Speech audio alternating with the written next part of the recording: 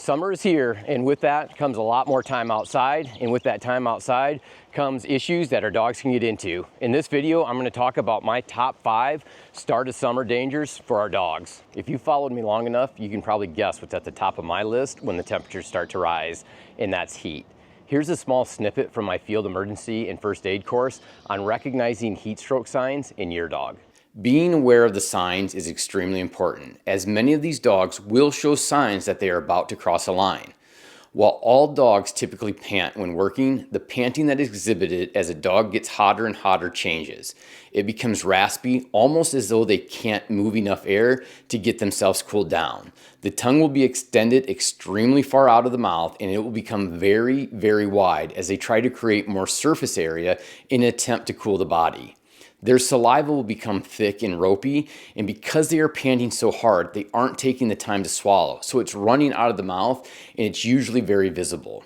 For me, the most telling sign is that they get a panicked look in their eyes that goes from, "Hey boss, I'm in trouble," to a far-off look like no one is home.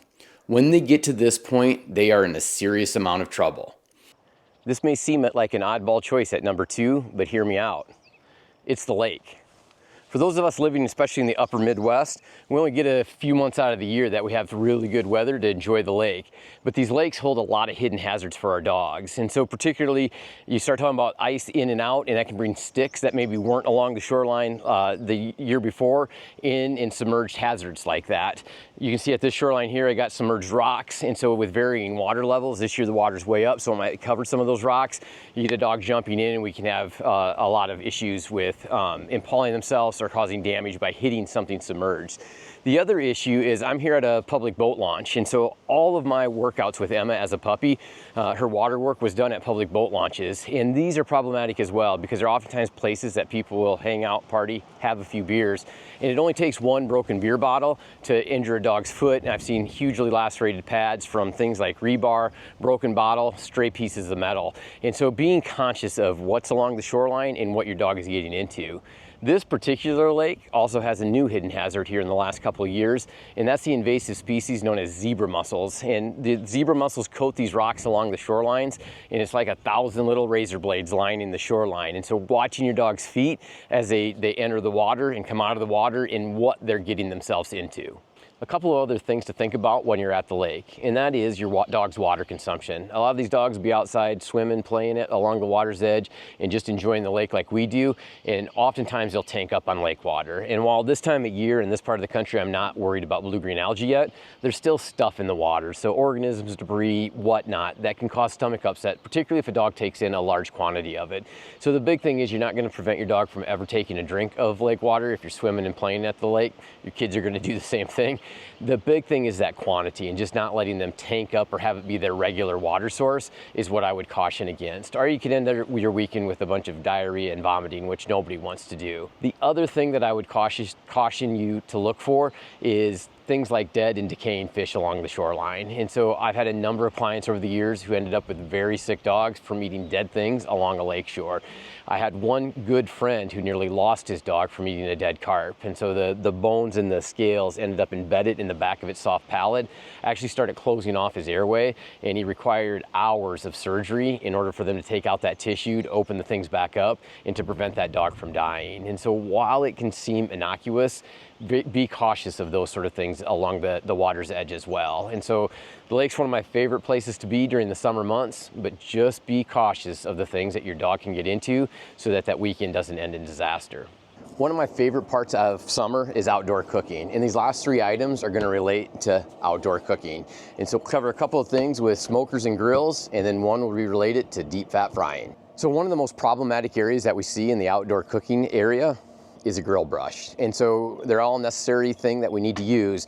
The big thing is what your grill brush is made of. And so I use these that have this artificial or ceramic type of bristles to them.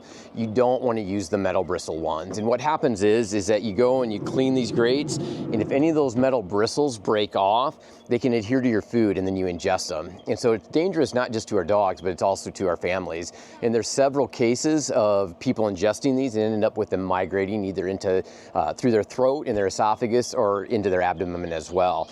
Where we see the problem with dogs is there's a bunch of tasty stuff on the end of this. And so if I leave this grill brush out, I have a couple of the old kettle grills where it's oftentimes I'll set that grill brush down into where the ashes drip. If I don't put it away, that's just enticing those dogs to chew on that. If a dog ingests this and ingests a bunch of those bristles, it can be a major problem. And we do see dogs that die from bowel perforations. And so make sure that you're choosing a bristle that's not metal and that you're storing your grill brush in a safe place. The other major problem with smokers is the drip bucket. And so on this camp chef that I have this sear box which actually covers it, which is nice because the dogs can't get to it. But this is one of those things that I've heard people refer to this as black gold for their dog, where they use it to put it on the dog's food. I'd highly recommend not doing that. This is basically pure fat and oil in here, and what we worry about with dogs is getting a condition called pancreatitis, which can be a fatal condition of dogs. Basically, the pancreas, instead of dumping the digestive enzymes into the intestinal tract, will spill them out into the belly. And so we'll just have, liver damage, pancreas damage, and these dogs are sick, miserable, and very uncomfortable. And so keep an eye on your drip bucket. If it's in an uncovered situation where you don't have like one of these sear boxes over the top, then put your cover on your grill. Do something where those dogs don't have access to it, because I will tell you, they all like to have access to it. Last but not least on the list is the outdoor fryer. And so people will do fish fries in these, cook whole turkeys in them. It's just a big amount of grease. And at the end of the cookout, people oftentimes don't know what to do with that grease. My suggestion would be to have a dedicated funnel and put the grease back in the container it came in. Unfortunately, I've had a number of clients where they take and dump this, whether that be at the end of the driveway, on the beach, on the shore of the lake, and that can be problematic because if a dog finds that, they will consume it. And so you can see from these x-rays, this was a dog that, again, after a fish fry, the grease was dumped, and this dog ate a lot of gravel. And you can see on the first x-ray that it's throughout the intestinal tract, and on the second x-ray, it was all the way back into the colon. And so I can't imagine what it would have felt like for this dog to have to go to the bathroom and pass that. I've had dogs where we've had to hospitalize them and help with this process, whether it be fluid therapy and enemas and things like that. So it does happen semi-regularly and something you're going to want to be aware of. And so don't, you catch a bunch of fish this weekend, fry them up in the outdoor cooker, make sure you're conscious of where you're dumping that grease. Summer's here, taking all it has to offer.